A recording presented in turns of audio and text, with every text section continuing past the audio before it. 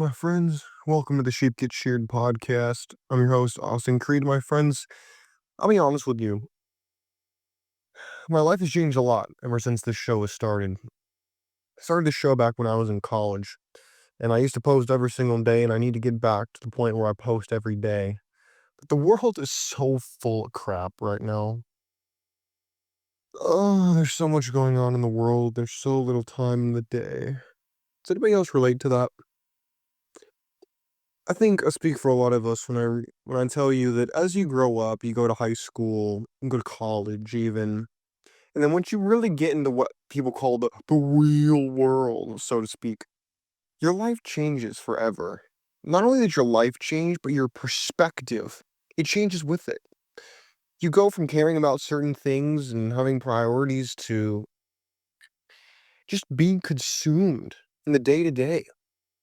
It's hard to think about the future because you're so stuck in the moment. You're so stuck in what you're doing, what you gotta get done in the day, and then you wake up the next day and repeat the process over and over.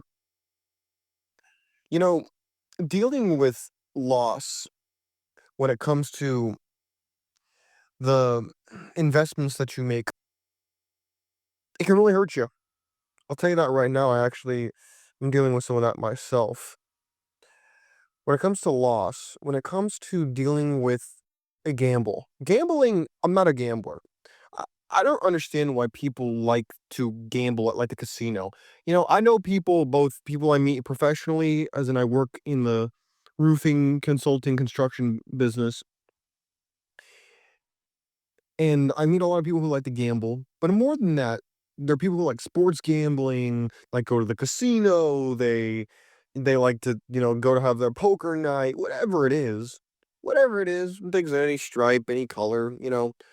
But what I don't get is the same people will not gamble when it comes to bettering their life. See, that's the kind of gambling I'm for. I'm all for the gambling when it comes to taking chances to make more money, be better looking, be more attractive, do things that are going to benefit you in the long term, not just hoping you're going to beat the house because nobody ever wins against the house. I don't care who sits there and tells me, nah, no, bro, I like go to the casino and I make mad money. You can gamble like me. I've only known one guy in my life who's really good at gambling. His name is Nick, and I don't know if he listens to the show anymore, but he's the one guy that I've known who's actually really, really good at gambling. He's always been smart. I've known him for most of my life. He's very smart. But when it comes to gambling, my friends, I find it very interesting that recently I suffered a big loss. I suffered a very big loss when it came to I invested a lot of money into this person who was supposed to help me in my job, and it turns out she didn't want to do that. She wanted to just use me and move on. And I get it. When it comes to women, you might expect that when it comes to relationships. This wasn't a relationship. I never had sex with this woman. I never kissed this woman. I never did anything like that with this woman. So that's why it's a little different. I'm used to playing a game when it comes to, you know, having fun with a girl and then seeing what happens. But that's not what happened this time. See, that's the interesting part. I invested in her. I wanted to put her in a better position. I want her to win and me to win. That's business. That's how business is done.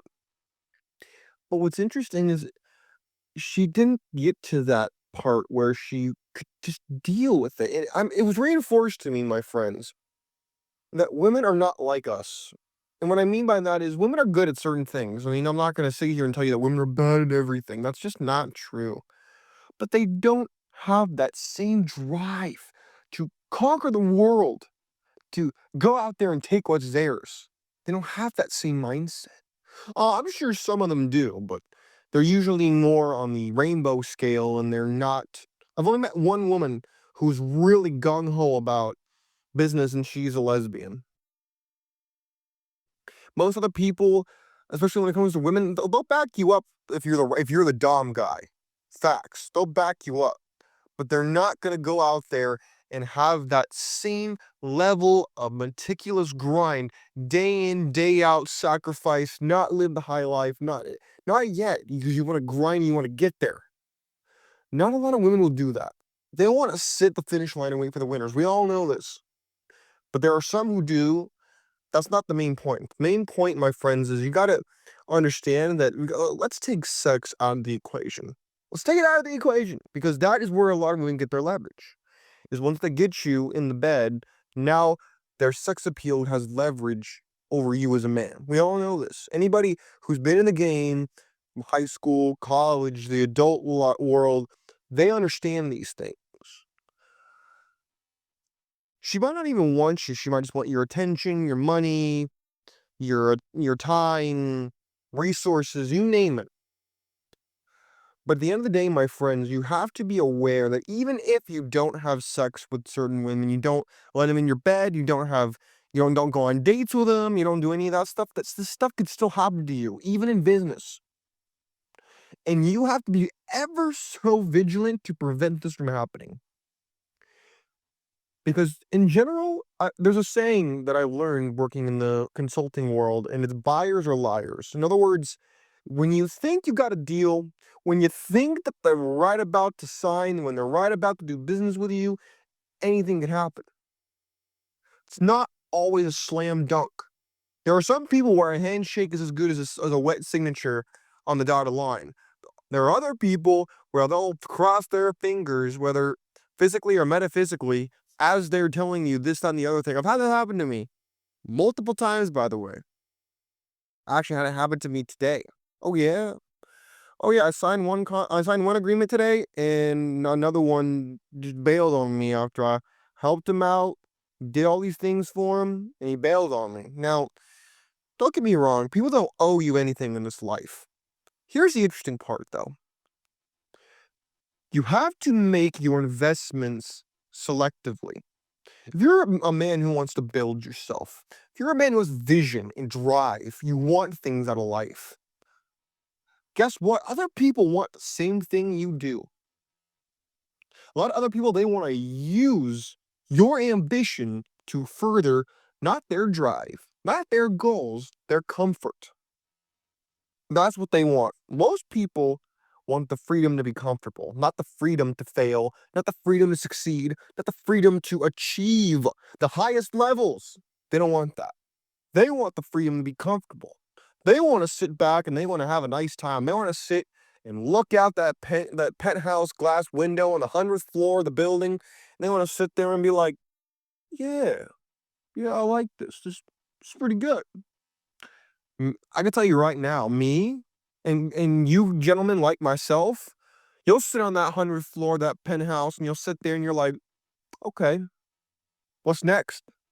Because I'm not done yet. There's got to be something more. There's got to be another goal. There's got to be another thing that I can do, that I can conquer, that I can wrangle. There's got to be something else. There's two types of people. People who, well, I guess there's more than two types, but when it comes to people who strive in life, there are people who strive to be comfortable, and then there are people who strive because they just want the chase. They want to achieve things. They want to know, wait a minute, I did this, now let's do that. Oh, I did these two things, and now I'm going for the grand prize. And along the way, you need to learn to vet people. I never understood this, by the way. I never understood this whole thing of, oh, don't judge people. What kind of statement is that? What kind of statement is don't judge people? How do you think you're going to survive, you putz? How are you going to survive in this life knowing that everywhere you turn, everywhere you look, there's somebody who's going to try to take advantage of you, use you, exploit you, take something from you everywhere you turn? You're going to find these types of people. And it's not always going to be obvious, by the way. Sometimes it's obvious. Other times, you think you're getting the good end of the bargain. You think that you're getting one over on them when in fact, they're getting one over on you. And you don't realize it because you don't understand in that moment what you're giving up. I actually hit a breaking point the other day. And I don't know if you've ever been in a situation either, about where you throw your hands up and you're like, I'm not answering my phone for the rest of the day. I'm not looking at my email. I'm not looking on social media. I'm not doing any of this crap. Why? Because everywhere I turn, somebody wants something from me. They want my attention. They want my time. They want my money. They want something. Something. They can't just sit there and be like, "Hey, hey, Austin, do you need something? Can I offer you something? Do you want something?" Nope. It's always, "Hey, Austin, I want this. Hey, Austin, I want that. Hey, Austin, can you come over here? Hey, can you do that?" I'm not kidding you. I got to that point where I was done, and I know I'm not alone with that. But what's interesting to me, my friends, is the more that I deal with people, the more I'm convinced that I was right the whole time. That in and I get and don't take this the wrong way. You listening to the show, don't take this the wrong way. I'm not necessarily talking about you, and I use the word you as a pejorative term. It's meant to include the vast majority of individuals that you will encounter in your life. Not necessarily you listening to the show right now. I'm not necessarily saying that you are the problem when I make the statement, but most people in general, I'm convinced that most people only want to use you in this life. They want to use you for what they can get, and then as soon as they're done, they're like, yeah, okay, I'm gonna go to the next one. I'm like a mosquito, where as soon as I get the right amount of blood from you, they'll just move on to the next host. It's that simple. And there are some people who want to build with you and say, "Hey, you got ambition, I got drive, let's go make some money." Now that's a friend. That's somebody you could team up with. You're I mean, I think it was Machiavelli. It was either I think it was Machiavelli. Machiavelli said that you should hire an enemy instead of a friend. Why? Because an enemy has something to prove, whereas a friend is very easily spoiled and very easily turned envious of you. Huh. How about that? Do you agree with that? I think it's an interesting statement. After all, I mean, my girlfriend, she had that happen to her recently. Oh yeah? Oh, did I not mention that the canvasser that I had was actually her former best friend? Oh, I didn't mention that? Yeah. So that happened to her, and I guess to me because, I was the one financing it. But the interesting part was it was my girlfriend who got fed up first, and she was just like, "You know what? I can't take this anymore." And she was, "Hey, we gotta get rid of her," and we got rid of her. It was that simple.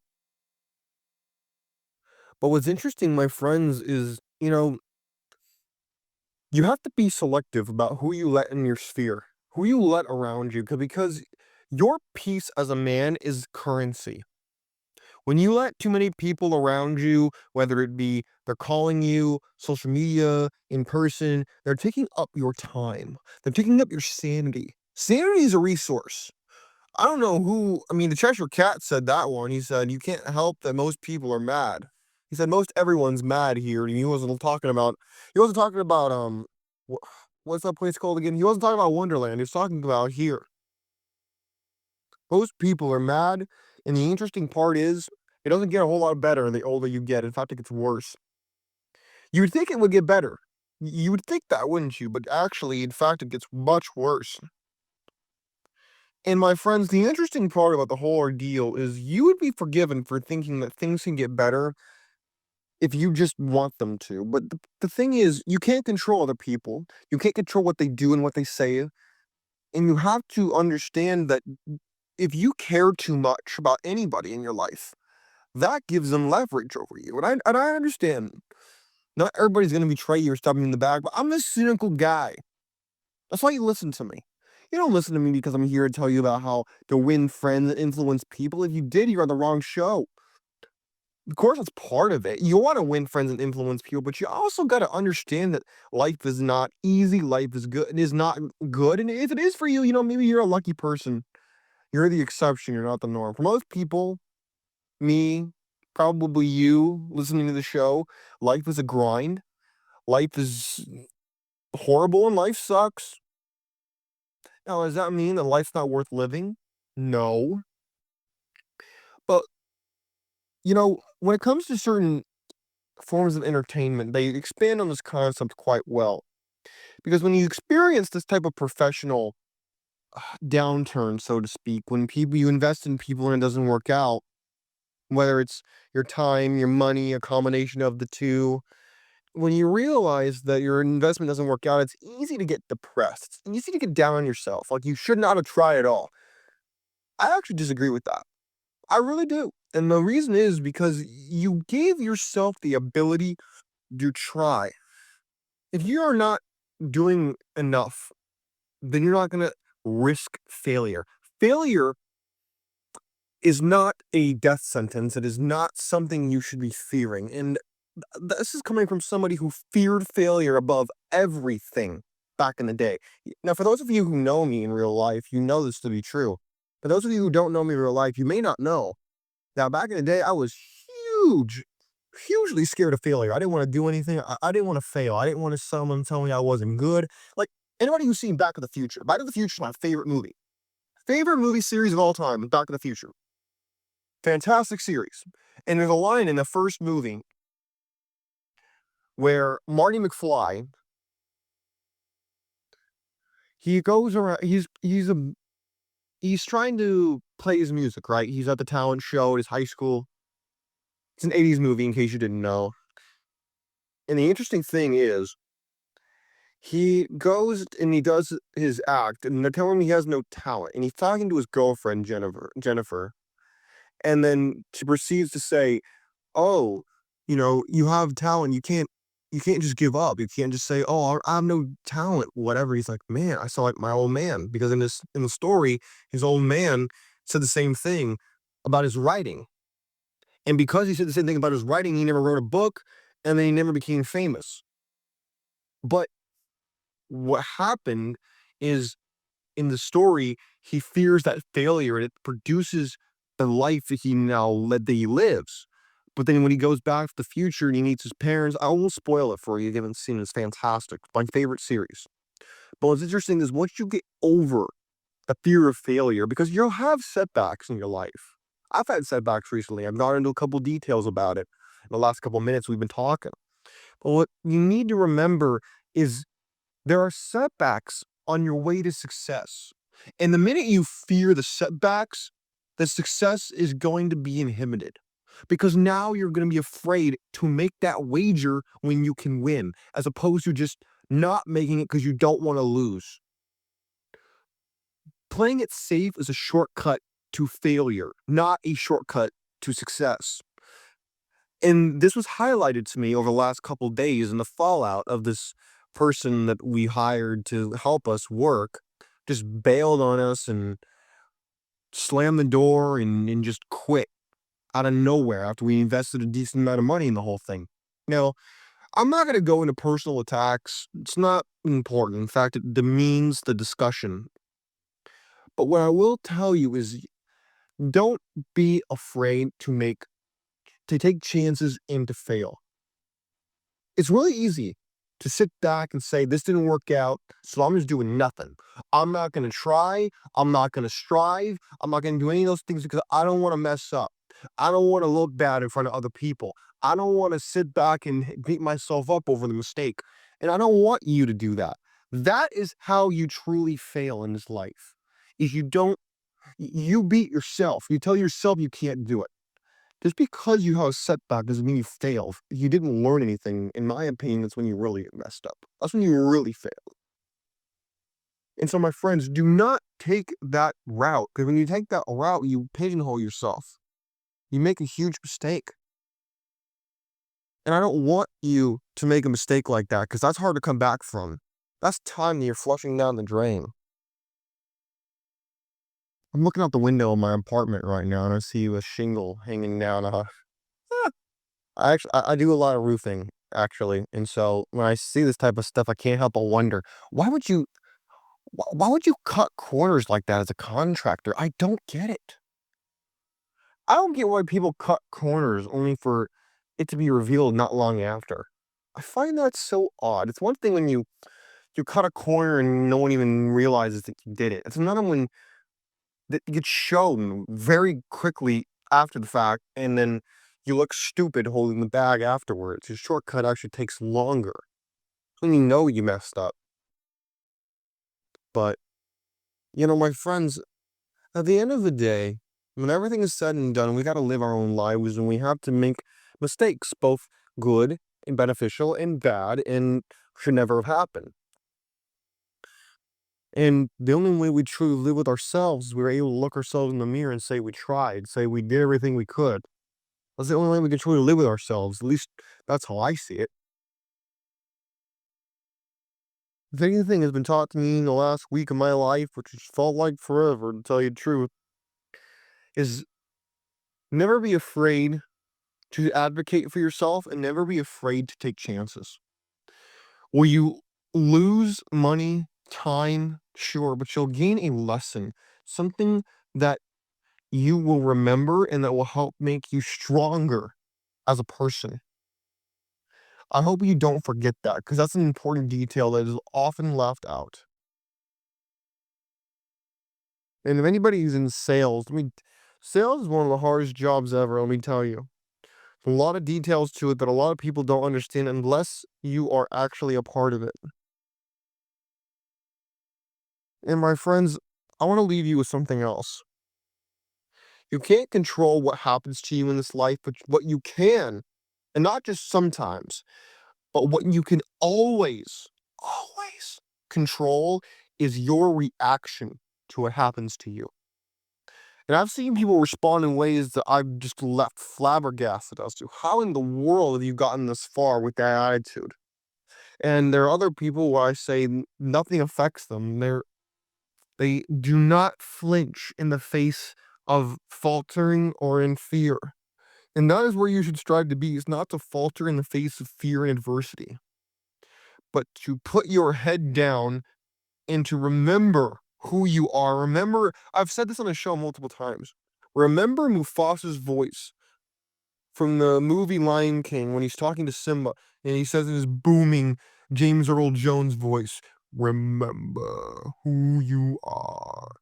You need to remember who you are and what your goals are whenever you face adversity, because I need to practice what I preach and I do, because if I didn't, then I wouldn't be telling you to do it without sounding like a hypocrite. Understand to those that fortune favors the bold. Machiavelli said it, the Romans said it. You have to be willing to be bold, and to be bold, you cannot fear failure. You can't fear messing up. What you should fear more is inaction, not taking a chance, not being willing to lose. That is what you should fear the most. My friends, I'll leave you with that for the night. I look forward to hearing what you have to say and how these, investments in your life may have paid off. Maybe they really backfired. I'd love to hear about it. Take care of yourselves. I look forward to seeing you as soon as I possibly can. I'm out. Peace.